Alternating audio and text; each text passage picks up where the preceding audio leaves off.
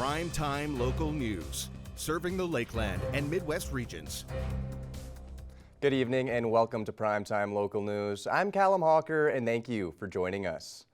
Lloydminster hosted the grand opening of their downtown community garden. Dozens of people gathered for the first planting at the new community garden located at 49th Street between 51st Ave and 52nd Ave. As the first plant is planted, the Downtown Area Redevelopment Committee is thankful for the community support. From my understanding, is donated the land as not as a gift, but somewhere where it can be, the community garden can be held. So big thanks to the Red Bicycle for doing that and giving this space up for the betterment of the community, betterment of downtown.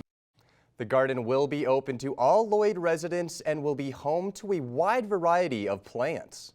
Anything and everything. They're going to have raised flower beds that, again, were donated by the Lloyd Comprehensive High School Construction 30 group, and then they've got a pergola, I think, from the Holy Rosary 30 construction group. So it's going to be a really neat place when it's all set up and up and running. Operating hours are Sunday from 7 a.m. to 9 p.m., Tuesday from 6 p.m. to 8 p.m., and Thursday from 8 a.m. to 10 p.m. If you're looking for a thoughtful gift for Mom this Mother's Day and you want to nurture her green thumb, perhaps you could get her a new plant. And we want to Katz Plants for details on the best green gifts leading up to this Mother's Day. As Mother's Day approaches, what could be a more meaningful gift than a living reminder of nurture and growth?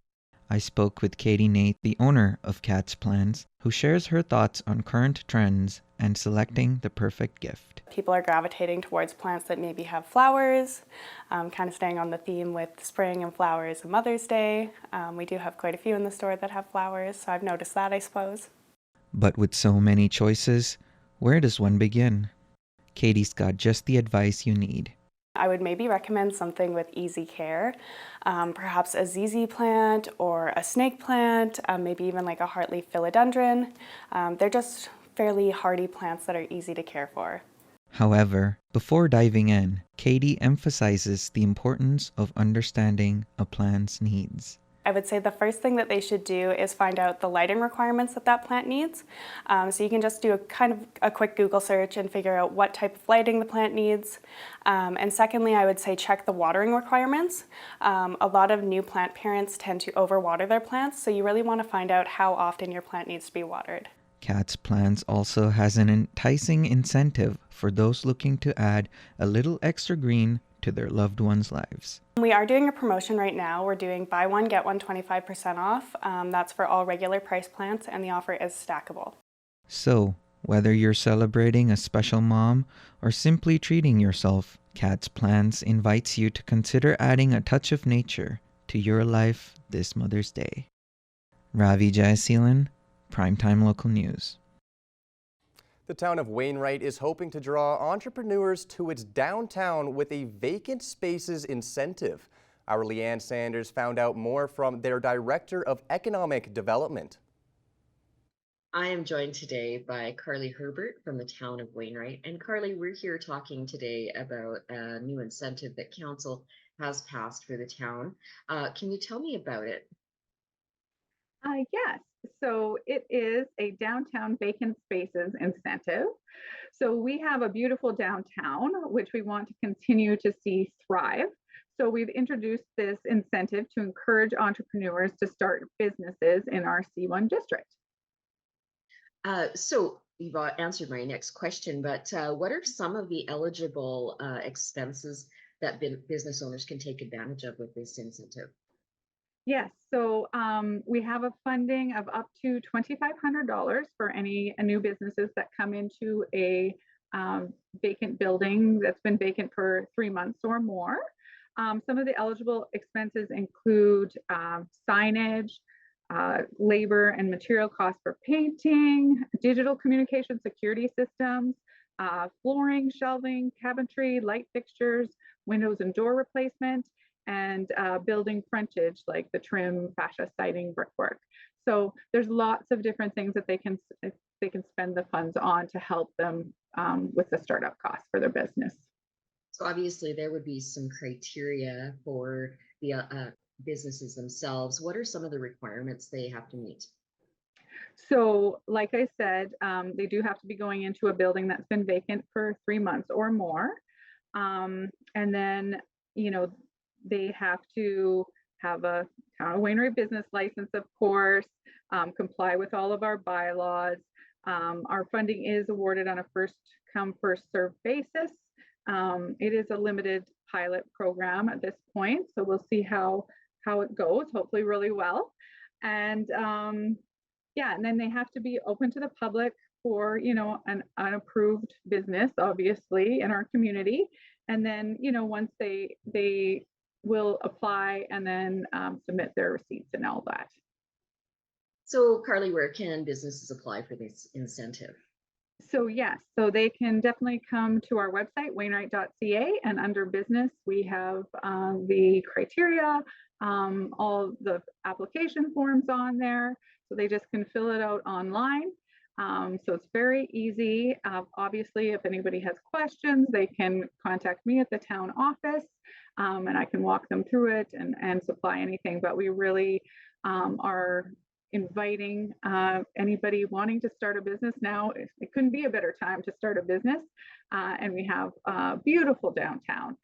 It's just gorgeous. We have wide streets and beautiful flowers and bike racks and benches. And we have a really unique, diverse collection of stores downtown. And we want to expand that and get more diversity and more wonderful businesses in our downtown.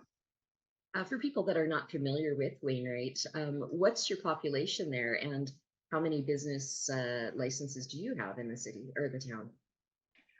So our population in town is 6,606, and we have over 500 business licenses given out annually.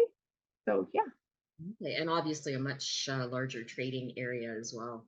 Yes, our trading area is over 50,000. So, and growing. We are a hub for a lot of things. You know, we have the big box stores, but we also have this wonderful downtown with a really unique collection of stores. We have a lot of medical services, great sports facilities, recreational facilities, all those sorts of things. So we really invite any business to come here and learn more about it. And we have a wonderful downtown business community and Chamber of Commerce, and of course Wainwright Economic Development, which is me, is here to help them all the steps throughout their process. This question may be coming out of left field, but I guess if somebody sees this and they're sort of interested in Wainwright, where can they go for more information? Well, definitely contact me. But obviously our website, wainwright.ca, has a ton of information. We have statistics, investment information, just information on employment, you know, all the trading area, the traffic counts, all those sorts of things that can help with their decision to start a business here in Wainwright. I think a lot of people are concerned as well about housing when they make a move, if they are thinking of coming in from elsewhere. What's the housing market or rental market like there? Well, I mean, like everywhere, it is it's a busy one. We have an advantage, I guess I would say, when compared to other communities, in that we do have the military base. So there is a lot of buying and selling every year as people relocate or come in, that sort of thing. So I think you can still find housing, and we are continuing, we develop our own properties as well, our own lots. So we're continuing to grow our community that way. And we do have some great developers in town that are continue to build, you know, multifamily units and apartment buildings and that sort of thing. So yeah, so I think you're going to find it to be a wonderful community to be in. All right. Thank you so much for your time today, Carly. I really appreciate it. Thank you. The RM of Britannia held their annual Emergency Family Fun Day at the Hillman Hall, which included a wide range of booths and activities for families to take part in. Abby St. John has more. As part of Emergency Preparedness Week, the Emergency Family Fund Day is a way for families to be prepared in the event of different emergencies. Basically, it's just to give families awareness, to kind of be prepared if an emergency were to ever happen. I know a lot of people don't actually think of something until it actually happens, so we're trying to get people to kind of think in advance so that they are a little bit prepared, know what to do, because there's a lot of information inside as well at our booth. The RCMP were on site showing a vehicle rollover demonstration, as well as the Lloydminster Rescue Squad demonstrating how they excavate people from vehicles in a crash. We're just showcasing some of our equipment and the services that we provide to the municipality of Britannia. So we got a couple of our members doing some demonstrations here, cutting apart a car and showing kind of some of the extrication techniques that we utilize when we're called upon. The Saskatchewan Public Safety Agency had a booth set up filled with emergency kits and activities for kids. We are an all-hazard agency that we help out in any public safety hazard that there is out there, and we try and build some awareness towards any hazard that there possibly is that we can assist with. So we come along and set up a booth and build people's knowledge and awareness and how they can access assistance from us. This event is a great reminder for families to know what to do in the event of an emergency so everyone gets out safe. People change and everything changes, hazards change, and it seems like there's more and more hazards coming about, and the more education we can get out there, out and about, the better off the public are and we are to operate too. Abby St. John, Primetime Local News. We'll have more Primetime Local News after the break.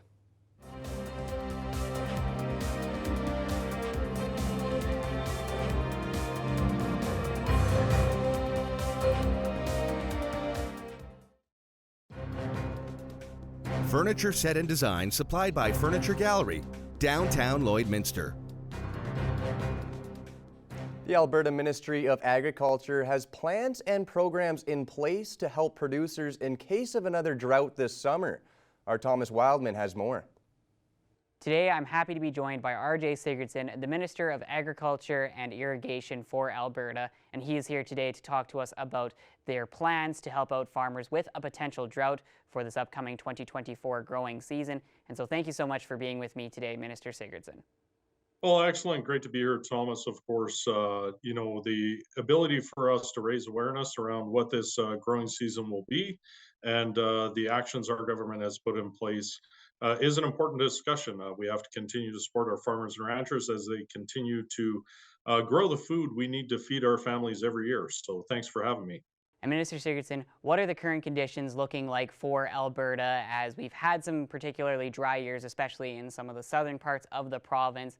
And we did get some good rain across the province right now, but what is it looking like in the Ministry of Agriculture's opinion right now? Well, considering the years we've seen in past, that's why last year our government decided that we were going to be as proactive as possible. So starting last September, we started having discussions about if this growing season was going to continue to see pressures related to water and shortages in water, how we were going to manage that. So, of course, working with the Minister of Environment and Protected Areas and working with the Minister of Municipal Affairs, of course, we moved forward with establishing a drought command team to have important conversations on how we were going to manage that water for this year. Of course, there are certain areas of the province, as you've mentioned, over the past couple months that have vastly improved. We've seen some great moisture across areas in the province. We've seen our snowpack in certain areas move back to average and in some areas above average levels, which is very positive for this year. But of course, in parts of southern Alberta, we still see areas off the Old Man River that are still strained. So of course, that's why our government has water sharing agreements that will be taking place in which our irrigation districts, farmers, ranchers, municipalities, and industry are going to be sharing the water to ensure everybody gets what they need and looking at the prioritization of how that water is going to be used, which is always supporting human consumption, which we have to make sure is there for individuals. And then right after that, making sure that we have the water available for our livestock so we don't end up into an animal health or welfare crisis. And of course, supporting critical infrastructure and the environment. And what other programs is the Ministry of Agriculture providing to producers in the case of a drought? Well, definitely one of the largest programs that we have available to our farmers and ranchers are the business risk management programs that are offered through AFSC to make sure that our farmers and ranchers have the ability to mitigate risk that they may see from drought, hail, and of course those programs are delivered through AFSC. Those business risk management programs are a critical tool for our farmers and ranchers. So we've made sure that those programs are strong and that they're funded and there and available for farmers and ranchers. But of course, if our farmers and ranchers continue to see drought conditions in areas of the province, our department has on-farm watering programs. We have temporary livestock assistance programs to provide pumping programs to make sure we get water to our ranchers if they need to. So we continue to shore up those programs and make sure that they're available.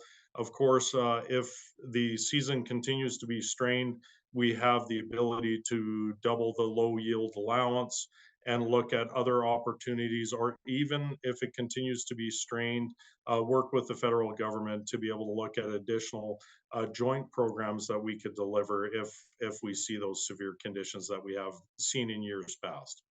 Thank you so much for all the information today, Minister Sigurdsson, and hopefully we will continue to get rains across the province so that we can have a great 2024 growing season.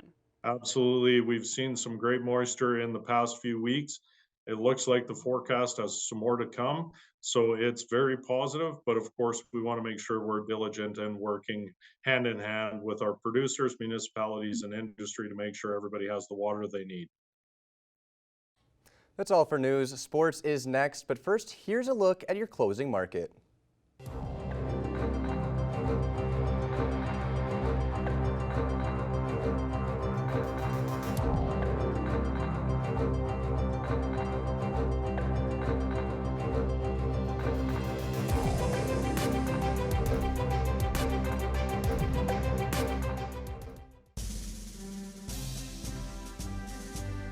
Today's oil prices are brought to you by First General Services.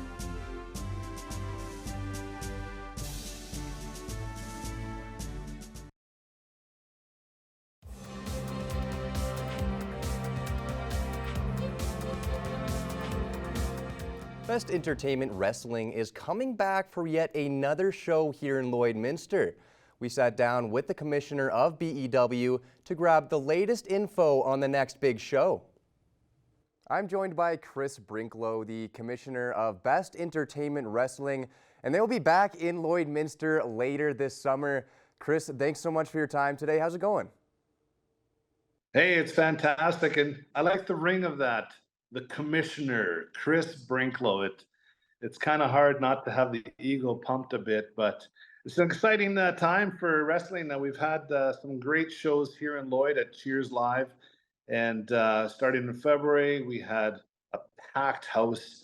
I don't want to say the number because I think it might get us in trouble with the fire marshal, but it was full, and it was standing room only.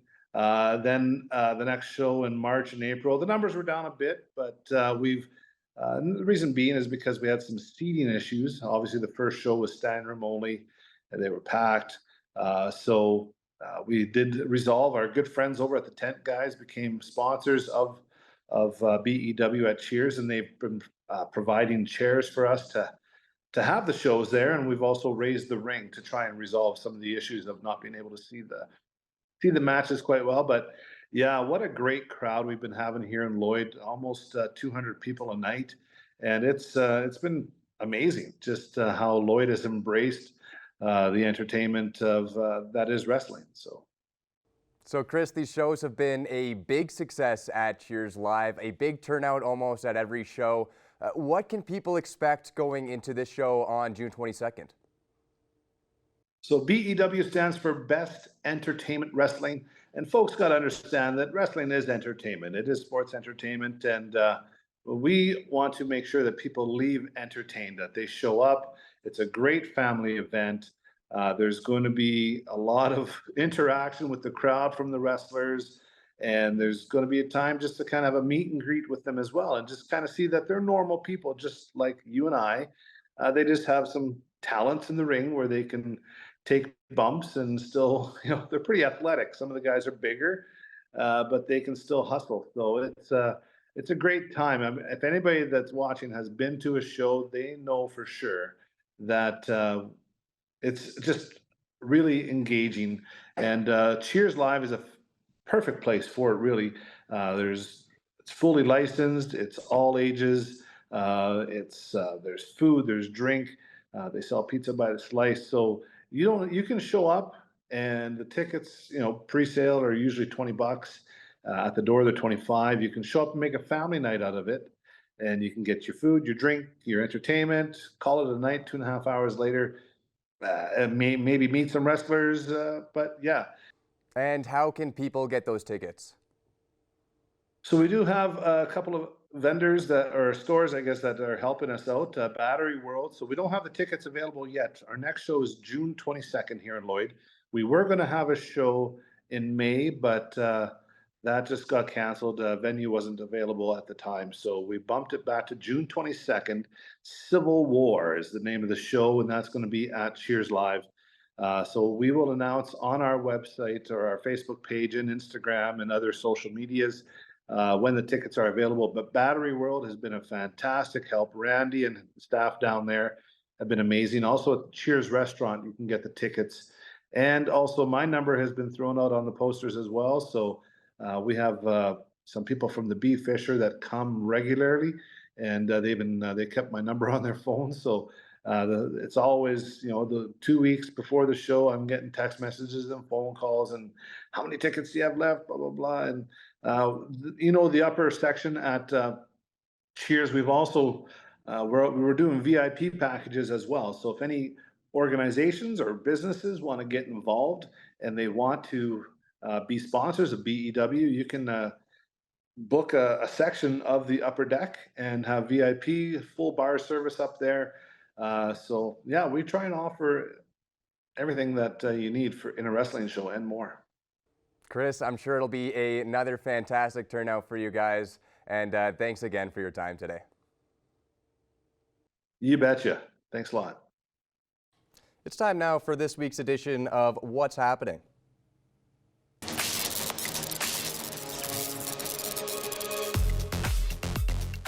Coming up tomorrow, it is the 13th annual Second Chance Trail Ride. This event, it raises awareness for organ and tissue donation, and you've got the opportunity to enjoy a great day outdoors and follow the Iron Horse Trail between Lindbergh and Elk Point. If you want to take part in the trail ride, registrations opens at 9 a.m. tomorrow. The trail ride begins at noon.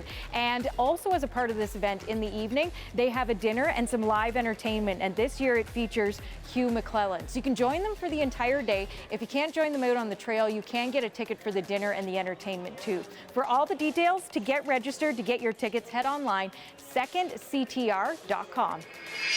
Coming up this weekend, spend a day out with your mom on this Mother's Day weekend at the next Harvest Collective Market. It's coming up tomorrow. It's going to be held out here at the Lloyd X in the new Lloydminster Nissan Hall. And you've got an opportunity to explore over 40 vendors, everything from jewelry to candles to coffee to pottery to woodworking to fashion and so much more. Admission is free, but they will be accepting donations to go towards Border Paws Animal Shelter. For all the details, go online, harvestcollectivemarket.com.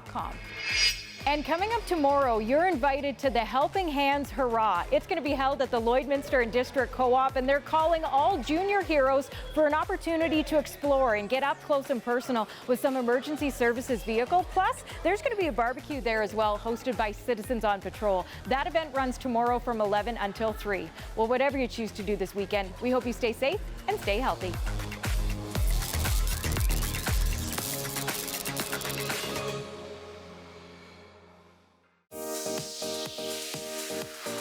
What's Happening is brought to you by Northern Factory Workwear, Circle Drive East, Saskatoon, and Highway 17 South, Lloydminster. Now let's look at your agriculture prices.